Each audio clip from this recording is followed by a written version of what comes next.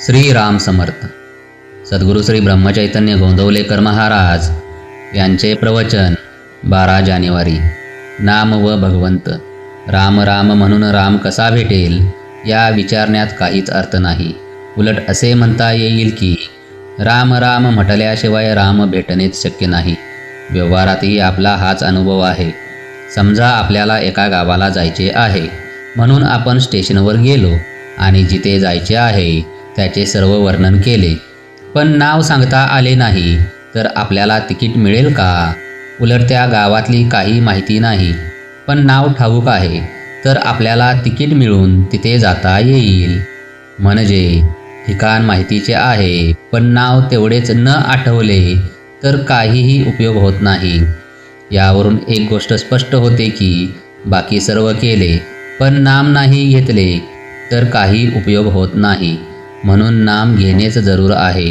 नामाने भगवंताची प्राप्ती होणार ही खात्री असावी.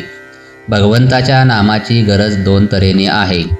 एक प्रपंचाचे स्वरूप कळण्यासाठी आणि दुसरी भगवंताच्या प्राप्तीसाठी.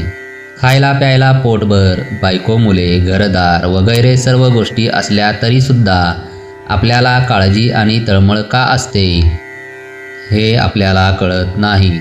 याचा अर्थ दुःखाचे खरे स्थान कुठे आहे हे कळत नाही. ते कळण्याकरता भगवंताच्या नामाची गरज आहे. भगवंताची तळमळ लागेपर्यंत नामाची जरुरी आहे. नंतर भगवंता वाचून आपल्याला दुसरा आधार नाही म्हणून नाम घ्यायला पाहिजे. आणि शेवटी भगवंताच्या दर्शनानंतर नाम सवयीने आपोआप येते. एकूण आरंभापासून शेवटपर्यंत भगवंताचे नामच शिल्लक राहते.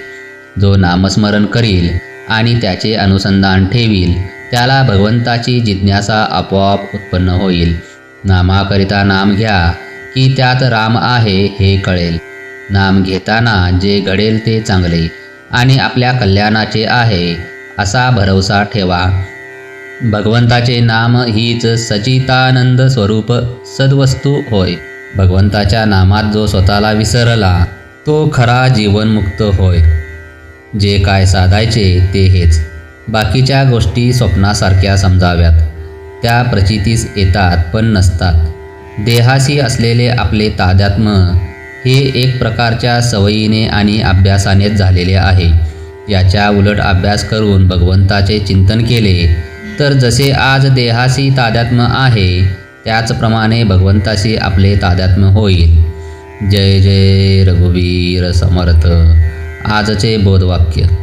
सकाळी उठताना, रात्री निजताना, जेवायच्या आधी नाम घ्यायचेच आणि भगवंताची आठवण करायचीच असा नियम करावा. तो आयुष्यात फार उपयोगी पडेल. श्रीराम समर्थ.